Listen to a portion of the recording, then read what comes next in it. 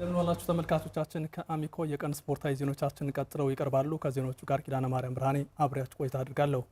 በ14ኛ ሳምንት የኢትዮጵያ ፕሪሚየር ሊግ ትናንት 3 ጨዋታዎች ተካሂደዋል።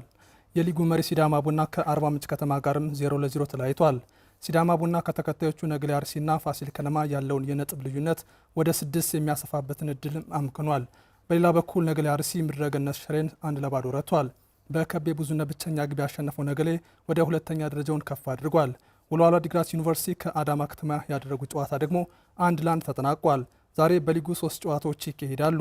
9 ሰዓት ላይ ድሬዳዋ ከተማ ከኢትዮ ኤሌክትሪክ አዲስ አበባ ስቴዲየም ላይ ሲጫወቱ፣ አዳማ ላይ ደግሞ መቀለ ሰባ እንደርታ ከሸገር ከተማ እንዲሁም ሐዋሳ ከተማ ከቅዱስ ጊዮርጊስ ይጫወታሉ። ሊጉን ሲዳማ ቡና በ29 ነጥብ ይመራል።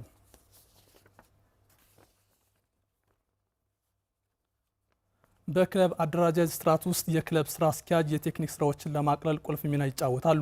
የክለብ መዋቅሮችን ለማግኘትና የገቢ አማራጮችን ለማስፋት ሚናቸውም የጎላ እንደሆነም ይነገራል። ሀና ማርያም መስፍን በጉዳዩ ላይ ከምሁር ጋር ቆይታ አድርጋ ተከታዩን ዘገባ አዘጋጅታለች። በዘመናዊ የክለቦች አደረጃጀት በጣም ላቅ ያሉት ስራ አስፈጻሚ እንደኛ ያለ የሊግ ደረጃ ያላቸው ደግሞ ስራ አስኪያጅ በሚባሉት ባለሙያዎች አማካኝነት ከታች ወደ ላይ ሰንሰለት በመዘርጋት ስራቸውን በተጠና መልኩ ያከናውናሉ። ዓለም አቀፍ ተሞክሮቹን በማንሳት የስፖርት ሳይንስ መምህሩ ዶክተር ዳንኤል ጌትነት የኛን ሀገር ባለሙያዎች ቃኝቷል። የክለቡ የላይኛው አመራር ተብሎ የሚታሰበው ቦርድ የምንለው ነው።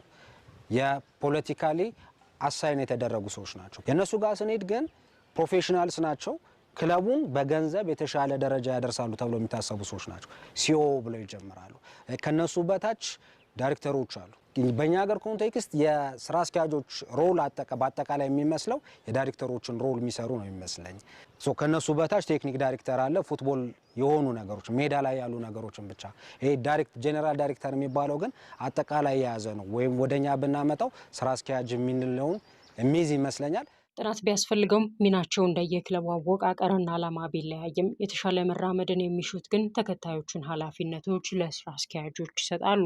የኃላፊነታቸው እና ግዴታቸው ግን የሚቀዳው ከስትራክቸራቸውና ተቋሙ ከሰጣቸው ኃላፊነት አንጻር ወደ 5-6 ኃላፊነቶች አሉበት ተብሎ ይታሰባል። የክለቡን አጠቃላይ ስትራቴጂውን፣ ራዕዩና ተልእኮውን፣ ፖሊሲዎችንና መተዳደሪያ ደንቦችን ይቀርጻሉ። ምን አይነት ተጫዋቾች ይፈርሙ፣ ምን አይነት አሰልጣኝ ይፈርም፣ ለምን ያክል ጊዜ ይስራ፣ እንዴት ይስራ የሚለውን ያወጣሉ ተብሎ ይታሰባል። ገንዘብ ምንጮችን ያፈላልጋሉ። ገንዘቦችን ደግሞ በአግባቡ ወደ ስራ እንዲገቡ ያደርጋሉ ተብሎ ይታሰባል። አሁን ወደ ዋናው ነጥብ እንምጣ።